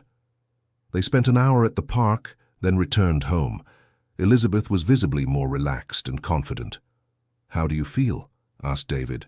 Like a normal person having a normal Sunday with her normal family. And is it good? It's wonderful. In the afternoon, Elizabeth helped the children with some homework. It was surprising how she remembered math and English to help Ryan and Ethan. Mom, you're smart, said Ryan. Why do you seem surprised? Laughed Elizabeth. I don't know. I guess I thought the illness had erased those things. The illness didn't erase my personality, Ryan. It just distorted it for a while. Ethan was writing an essay about family. Mom, can I write about you in my essay? Of course. What do you want to write about? About how I discovered my mother was alive and how our reunion went. Elizabeth was moved. It would be honor to appear in your writing. Emily, who was drawing beside them, showed her drawing to Elizabeth. What do you think? It was a drawing of the family in the park, with lots of colors and big smiles. It's beautiful, Emily. You have a lot of talent. Daddy said maybe I got it from you. He said you used to draw well when you were young. That's true. I love to draw. Can you teach me? Yes, I can. If I come back to live here, we can always draw together. Emily stopped coloring. You're going to come back to live here? Elizabeth looked at David, who was helping Ryan with math. I'm seriously thinking about it. Really? Emily jumped from her chair. Really? But it would have to be gradually. Maybe start by spending a few days a week here, then more days. Ethan became interested in the conversation. Like a trial period? Exactly, for all of us to get used to it. Ryan put down his pencil. And if the trial works, you stay forever? If everyone agrees and I'm truly well, yes. The three children looked at David. Dad, do you agree? Asked Emily. David smiled. I agree. I think it would be good for all of us. Elizabeth felt tears in her eyes. So that's it, we'll try. During Sunday dinner, they made concrete plans. Elizabeth would talk to the doctors about a schedule for gradual outings. David would help prepare the house to receive her permanently. The children promised to be patient if Elizabeth needed to return to the hospital at any point. And if you two decide to get married again? Asked Emily. Emily, scolded Ethan. What? It's a valid question. David and Elizabeth laughed. If we get to that point, would you like that? Asked Elizabeth. Of course, said the three together. Then it would be like a normal family, said Ryan. We already are a normal family, Ryan, said David. Just a family that's been through challenges. And that found each other again, added Elizabeth. When it was time for Elizabeth to take her nighttime medication, the children made sure to be nearby, showing their support. You don't mind the medication? She asked. Why would we mind? Said Ethan. It's like diabetes. A person takes insulin and gets better. Or high blood pressure, said Ryan. You take medicine and become normal. Emily climbed onto Elizabeth's lap. Mommy, will you have to take medicine forever? Probably yes, Emily, but it's not a problem. And will you be well forever? If I take the medicine properly, do therapy and have your support, yes. Then you'll be well forever, said Emily, determined. That night they all slept together in the living room again. Elizabeth was visibly more relaxed than the previous night.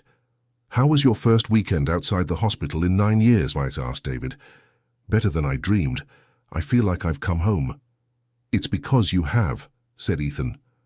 Literally, added Ryan. Emily, who was almost asleep, murmured, Now we're a complete family again. And for the first time in 9 years, Elizabeth fell asleep knowing that the next day she would wake up being a real mother again. On Monday morning, it was time for Elizabeth to return to the hospital. The children were sad but understanding. When are you coming back? Asked Emily. On Thursday. I'll spend Thursday, Friday and the weekend with you. 4 days, celebrated Ryan. And next week? Asked Ethan. If all goes well, maybe I can stay the whole week. On the way to Lake Placid, Elizabeth was thoughtful. How do you feel about all this? Asked David. Hopeful. For the first time in years, I have hope that we can be happy. We have time. We don't need to solve everything at once. And what about you two? Asked Ryan from the back seat. How do you feel about each other? David and Elizabeth exchanged glances. Good, said Elizabeth. Very good. Like old friends reuniting, added David. But with the potential to be more than friends, insisted Ethan. Maybe, said Elizabeth, smiling. When they arrived at the hospital, Elizabeth said goodbye to the children with the promise that she would be back on Thursday. Mommy, are you sure you want to leave the hospital for good? Asked Emily. I am, my love, but I want to do it the right way without rushing. And we will help you, said Ethan. With everything you need, added Ryan. Elizabeth hugged each child for a long time. Thank you for giving me a second chance to be your mother. You've always been our mother, said Emily. You were just away for a while. On the way back to New York, the children were already making plans for Thursday. Dad, Thursday is Ryan's birthday, Emily reminded. That's right, said Ethan. We can have a party for Ryan with Mom. She's never been to my birthday, said Ryan, emotional. This year, she will be, David assured. And that's exactly what happened. On Thursday, Elizabeth returned home carrying a special gift she had made for Ryan. A photo album from when he was a baby, with her comments on each moment. Mom, you remembered all this? Asked Ryan, flipping through the album. I remembered every detail. I kept it all in my memory all these years. Ryan's birthday party was small but perfect. Elizabeth had made a chocolate cake, her specialty, and the children invited a few friends to meet their mother. Your mom is really cool, said one of Ryan's friends. Where was she before? Taking care of her health, Ryan replied simply. That week, Elizabeth stayed home from Thursday to Sunday. The next week, she stayed the whole week. Gradually, she established a normal household routine. A month later, on a Friday night, Elizabeth made an announcement. "I spoke with the doctors today. They agreed I can be discharged for good." The children erupted in celebration. "Does that mean you'll live here forever?" asked Emily. "If you want me to, yes." "We do!" the three shouted together. David approached Elizabeth. "And what about us? Have we figured out how we feel?" Elizabeth smiled. "We have." And we discovered the love didn't end. It was just sleeping. David kissed her gently, to the applause and joyful shouts of the children. "Daddy and Mommy are dating again," celebrated Emily. "And maybe getting married again," added Ryan. "Let's take it slow," said Elizabeth, laughing. "First, I need to get used to being a full-time mother again." "You'll get used to it fast," Ethan assured. "It's like you never left." 3 months later, on a Saturday morning, David woke the children with special news. "Guys, your mother and I have something to tell you."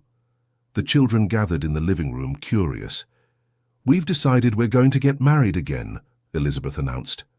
Emily screamed and jumped into her mother's lap. Ryan and Ethan hugged, laughing. "When?" asked Ethan. "Next month," said David. "A small ceremony, just for family and a few close friends." "Can I be the flower girl?" asked Emily. "Of course," said Elizabeth. "And can we be the best men?" asked Ryan and Ethan.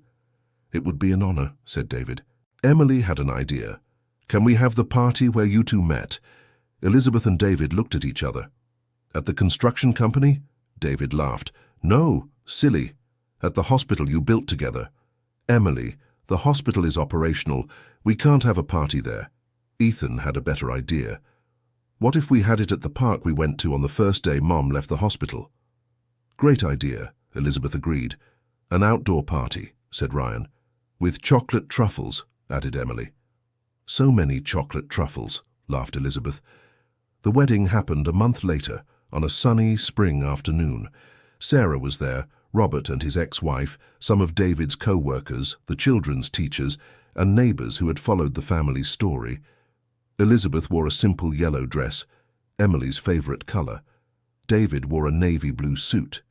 The children were impeccable, Ethan and Ryan as best men, Emily as the flower girl. "Do you promise to be a family forever?" asked the justice of the peace. "We do," answered David and Elizabeth together. "In joy and in sorrow, in health and in sickness?" "We do." "Then I declare you husband and wife once more." When David and Elizabeth kissed, the children ran to hug them, and the small crowd applauded, moved. During the party, Emily approached her parents. "Mom, Dad, are we a normal family now?" Elizabeth bent down to her daughter's height. "Emily, we have always been a normal family, just a family that went through difficult times." "And that found each other again," added David. Ethan joined the conversation. "And that discovered love is stronger than any illness." Ryan agreed. "And that discovered family is about being together in good times and bad." Elizabeth looked at the 4 men in her life, her husband and her 3 sons, and felt immense gratitude. "You know I love you more than anything in the world?" "We know," said Emily. "And we love you too." "Forever," added Ethan. "No matter what," said Ryan. David hugged his wife and children. "We are home," he said. "We are," agreed Elizabeth, and they really were. After 9 years apart, difficult meetings, painful discoveries, and a lot of courage to start over, the Mitchell family was finally reunited. The abandoned hospital in the forest had been demolished months ago, but what they found there, the truth, the honesty, and the possibility of a new beginning, would stay with them forever. Elizabeth never needed to be hospitalized again. With the family's support, regular therapy, proper medication, and a lot of love, she managed to maintain her mental stability. There were difficult days, as in any family, but now they faced everything together. Emily grew up knowing she had a mother who loved her. Ryan developed his passion for mathematics even further, always with Elizabeth's support and help. Ethan became a responsible and loving young man, proud of the courage the family had shown. David never felt alone in the responsibility of raising the children again, and Elizabeth never felt like a burden or a threat to the family she loved. 2 years after the wedding, on a Sunday afternoon, they were all together in the kitchen making chocolate truffles, a tradition they had kept. "Dad, Mom," said Emily, now 10 years old, "do you think our story is like a movie?" "Why do you ask that?" said Elizabeth, laughing. "Because it has everything. Mystery, separation, reunion, forgiveness, love." Ryan, now 14, agreed. "It's true, and it has a happy ending." Ethan, 16, was more thoughtful. "I don't think it's an ending. I think it's a new beginning." David looked at his wife, who was smiling as she stirred the sweet on the stove. "Ethan is right. Our story isn't over. It just gained a new chapter." Elizabeth turned to the family. "And what a wonderful chapter." Emily had the last word. "The best one of all, the chapter where we stay together forever." And they did. The family that got lost in the midst of mental illness, that found each other in an abandoned hospital, and that rebuilt itself with love, patience, and a lot of chocolate truffles. Because sometimes the best stories aren't about people who never faced problems, but about people who found the strength to overcome them together. End of story. Now tell us what you thought of this story of reunion and overcoming. Do you believe that family love can truly overcome any obstacle? Have you ever experienced a similar situation in your life? Share your opinion in the comments. We really want to read your experiences and reflections. Don't forget to leave your like if the story touched your heart, and subscribe to the channel so you don't miss other emotional stories like this one. Thank you for your company. Dear listener, if you are enjoying the story, take a moment to leave a like, and especially subscribe to the channel. It helps us a lot as we are just starting out, now continuing.